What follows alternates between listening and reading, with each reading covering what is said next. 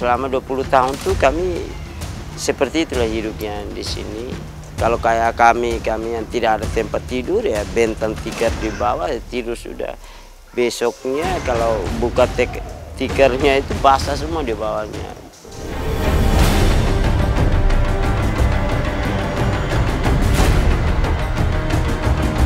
Harapan kami adalah ada kepastiannya. Cuma keharapan ini ketika kami sampaikan ke pemerintah provinsi misalnya, pemerintah provinsi mengatakan bahwa oh, kami ini provinsi yang miskin. Kami harus urus lagi saudara-saudara yang susah. Ketika kami datang ke pemerintah pusat bilang, kok ada pemerintah provinsi di sana? Kalau beban bagi kita pasti ada. Tapi saya kira ini pemerintah pusat juga banyak mendukung untuk mensejahterakan teman-teman atau saudara kita yang ex-tim-tim atau kita bilang warga baru yang ada di sini.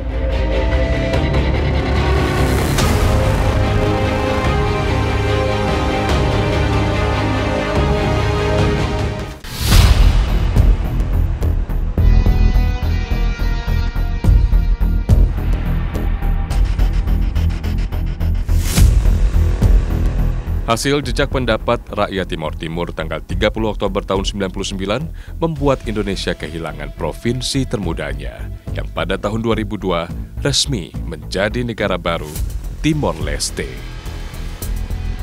Ratusan ribu penduduk Timor Timur yang pro-NKRI terpaksa hengkang dari tanah kelahirannya. Sebagian besar memilih menetap di Provinsi NTT yang berbatasan langsung dengan Timor Leste. Termasuk di Desa Noel Baki, Kecamatan Kupang Tengah, Nusa Tenggara Timur.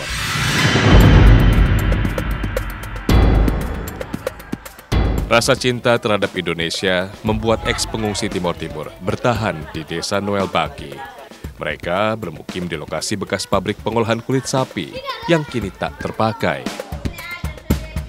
Hidup jelas tak mudah, apalagi tak ada sumber penghasilan yang tetap. Mereka bekerja serabutan dengan menjadi buruh. Puluhan tahun mereka diabaikan, terlupakan, tanpa sentuhan pembangunan dan perhatian pemerintah. Pejabat mungkin pernah datang ke sini, Ibu sampaikan gitu? Di sini ada sih, tapi yang datang, tapi daftar habis mereka, kita juga tidak tahu mereka dari mana, tapi mereka daftar, habis mereka hilang begitu, tidak ada. Daftar untuk apa? Untuk dapat bantuan kan? Ya, dapat bantuan, kadang-kadang daftar anak-anak, nama anak-anak, tapi selanjutnya tidak ada kabar, itu hilang begitu saja.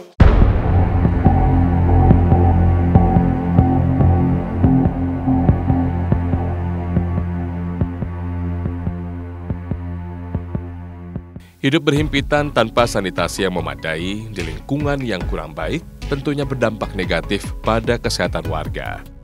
Sementara untuk berobat ke dokter, mereka tak punya biaya. Tak aneh jika menderita sakit, warga eks-pengungsi Timor Timur hanya berdiam diri saja di rumah. Untungnya masih ada kepedulian dari petugas kesehatan Puskesmas Tarus, Kecamatan Kupang Tengah, yang bersedia menjemput 2 orang pasien untuk dirawat.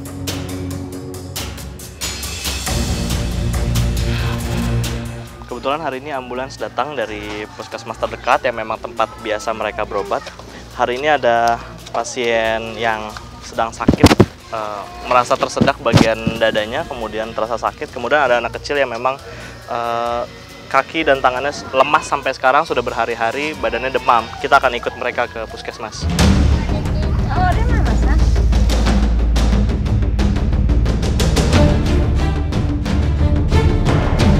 April adalah anak laki-laki usia 11 tahun.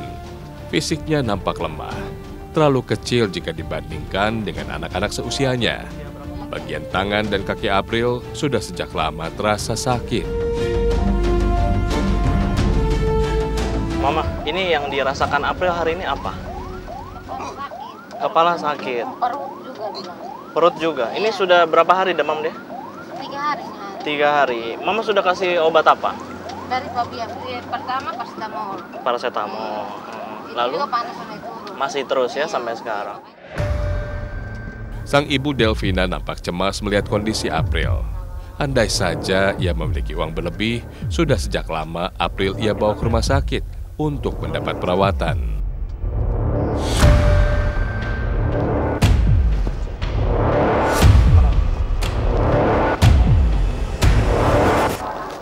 Gimana dok?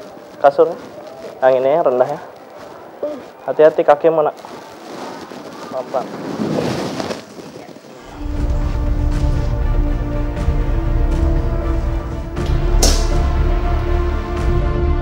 Dokter kemudian memeriksa April yang sudah 3 hari ini demam tinggi.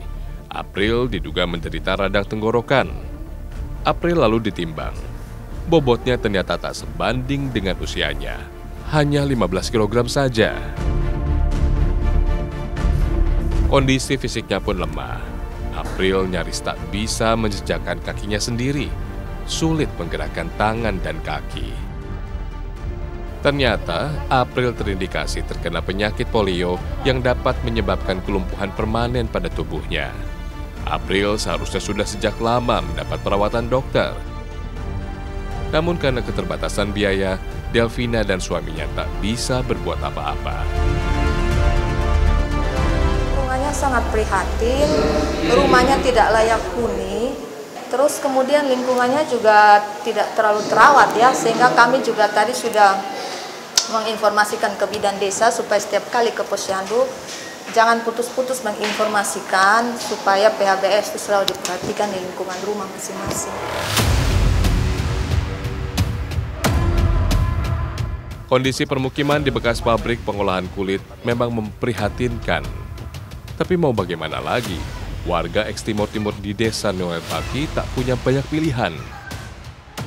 Rumah Delvina dan Yakob hanya berukuran 3 kali 3 meter saja, tanpa ventilasi yang cukup dan kurang terpapar sinar matahari.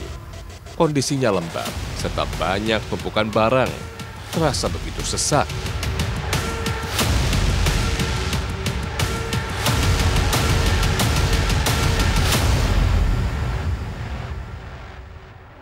Pak, ini kan tadi kita lihat ada dapat rujukan seharusnya ya, tapi tidak jadi karena Bapak belum punya kartu BPJS, belum punya KIS itu. Kira-kira kapan mau Bapak urus itu? Saya cari uang sedikit, nanti saya dapat baru saya urus. Memang di pendataan sebelumnya kan warga beberapa sudah ada yang punya. Kenapa Bapak bisa belum ada? Apa belum data atau? Sudah. Belum keluar. Sudah berapa lama di data? 1 tahun. Belum tanya lagi. Belum tanya lagi, Pak. Iya, belum tanya. Oh. Kira-kira kenapa yang lain warga sudah dapat KIS gitu? Pernah tanya ke petugas gitu? Belum cek nama, belum keluar. Belum begitu cek Biasa nama. cek di kantor desa, tapi belum keluar. Sudah pernah cek juga ya? Jika April terserang virus polio, maka ada kemungkinan anggota keluarga lainnya ikut tertular. Virus polio menyebar melalui air liur dan kotoran. Tempat tinggal dengan sanitasi yang buruk bisa memicu penyebaran virus dengan lebih cepat. Ketika turun hujan, muncul genangan air di mana-mana. Air bahkan masuk sampai ke dalam tempat tinggal mereka. Selama 20 tahun tuh kami seperti itulah hidupnya di sini. Maka banyak yang kami, yang ada teman yang lain punya tempat tidur, ada kamar. Kalau ada tempat tidur berarti mereka tidur di atas, tapi di bawah basah juga.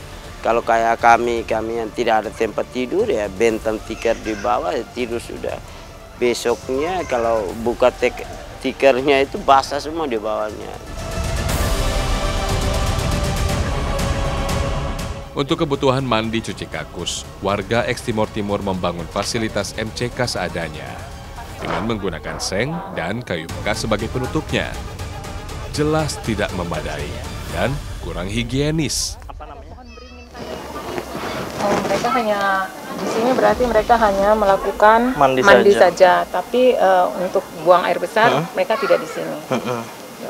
Cuman ini kan saluran pembuangannya atau saluran pembuangan air limbahnya ini tidak memenuhi syarat. Karena keluar di sini ya? Karena keluar di sini, harusnya kan mereka bikin seperti permanen, ada selokan gitu. Jadi airnya tetap harus mengalir. Kalau ini kan airnya tertampung, bisa membuat mereka sakit karena ada jentik-jentik nyamuk bisa ini di sini. Kami kemudian mengecek sumber air bersih yang digunakan warga. Lokasinya ada di dekat pabrik. Anak-anak kemarin.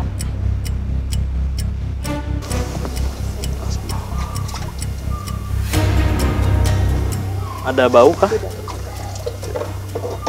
Tidak bau. Tidak bau ya. Cuman dia keruh, kelihatan keruh. Dan ini kalau kita kasih kapur juga nggak, mereka udah piara ikan di dalam. Sehingga ikan ini yang makan jentik-jentik nyamuk, jadi memang tidak ada jentik, tidak ada nyamuk. Iya. Gitu. Pada bagian dalam pabrik, ada satu bangunan dari bilik kayu yang menjadi tempat mandi warga eks Timor Timur. Jika ada yang menggunakan, air pembuangannya akan menggenang di sekitar bilik. Sementara MCK yang disertai jamban ada di luar bangunan pabrik. Lubang pembuangannya langsung menuju kebun. Tidak memiliki septic tank sebagai tempat penampung kotoran. Ya, Oh, ini ini namanya WC. Mereka buang di sini, tapi namanya WC plengsengan. Jadi artinya mereka butuh air yang banyak untuk Mendorong. menyiram airnya itu ke bawah. Cuman ini bisa menyebabkan sakit juga karena binatang penyebab penyakit itu bisa keluar situ, misalnya kecoak itu masih bisa keluar masuk. Gitu. Oh ya. Lain seperti kita yang kloset itu kan lehernya, kenapa dibilang kloset leher angsa? Karena dia agak miring sedikit, itu tampung air untuk berendam supaya tidak ada binatang keluar masuk. Di dekat permukiman warga eks Tim-Tim juga terdapat kandang babi. Tempatnya kotor, penuh dengan kotoran. Jika tidak dibersihkan, pastinya akan menjadi sarang penyakit. Harusnya kan ini harus ada dia punya seperti apa namanya, ini gali lubang seperti kotong punya tampungan WC, harusnya begitu toh. Ya, tapi ini kan begitu, ya belum jadi ada uang. tapi gali saja terus untuk sementara tutup untuk menghilangkan bau.